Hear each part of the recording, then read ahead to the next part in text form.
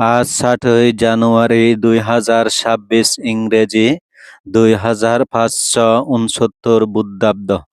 আগামীকাল ৮ই জানুয়ারি পরম পূজনীয় শ্রদ্ধেয় বনভান্তের ১০৭তম শুভ জন্মদিন। ভান্তের এই শুভ দিনে গভীর শ্রদ্ধায় পরম কৃতজ্ঞতায় নিবেদন করছি ভক্তিপূর্ণ বন্দনা। আজ ভান্তে আমাদের মাঝে সশরীরে বিদ্যমান না থাকলেও প্রতিটি নিঃশ্বাসে নির্মল বিশ্বাসে আমাদের হৃদয় গহীনে মনের সিংহাসনে সমাসীন রয়েছেন। তাই আজ আমি বিনম্র শ্রদ্ধায় ভান্তের স্মরণে তার এই শুভ জন্মদিনে অনুভবে তুমি বনভান্তে নামক কবিতাটি উৎসর্গ করছি। অনুভবে তুমি বনভান্তে। হে পরম গুরু পূজ্য বনভান্তে, তুমি আছো আমার হৃদয় জুড়ে। আমি যেখানেই থাকি না কেন তোমায় দিয়েছি হৃদয়ে স্থান করে। এই হৃদয় গহীনে তোমারই আসন, সেই আসনে তুমি রবে আজীবন। তুমি এক জগৎ দুর্লভ মহামানব, তব শিক্ষায় জীবন হয়েছে শোভন। তুমি আজ নিরুদ্দেশ হয়েছ বটে, তবুও তোমায় আমি রেখেছি মনে।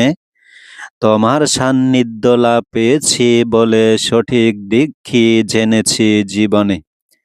দিশাহীন যেন না হয়ে তব শিক্ষা ধরে যেতে পারি সত্য পথে নির্বাণপুরে। জীবনে যত প্রতিবন্ধকতা আসুক, যত দুঃখই দিতে থাকুক মারে, তব উপদেশে সর্বদা এগিয়ে যেতে পারি যেন আমি এই জীবনে। তব আশীর্বাদ মোর মস্তক উপরে থাকে যেন প্রতিদিন প্রতিক্ষণে।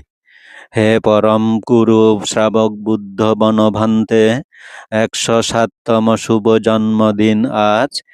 এই দিনে তুমি জন্ম নিয়েছ বলে ধর্মের আমেজ করছে বিরাজ। আজ এই দরাদামে তুমি নেই, তবে তব উপদেশ আছে ভক্তের মাঝে। শ্রদ্ধায় আজও সরি মোরা তোমায়, তুমি সুদূরে নয় প্রভু রয়েছ কাছে। অনুভবে অনুরণনে তুমি বনভান্তে, সর্বদা মোর হৃদয় গহীনে রবে। মনের সিংহাসনে রেখেছি তোমায়, তুমি মোর সঠিক দিশারি ববে। তোমার দেখানো সেই দিশাতে আমি যেন চলে যেতে পারি সেই সুদূরে। জন্ম মৃত্যু দুঃখ যেখানেই বিলীন, সেই অমৃত সুখ নির্বাণ পারে। ভান্তে তোমার জন্মদিনটি হোক সকল প্রাণীর হিত সুখের তরে। অহিংসা মৈত্রী করুণার অধ্যায় আসুক ফিরে আরো নতুন করে।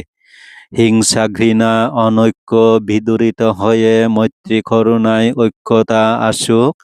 বুদ্ধের সাম্যনীতি সমতার শিক্ষায় তব ছায়াতলে সকলেই থাকুক। সাধু, সাধু, সাধু।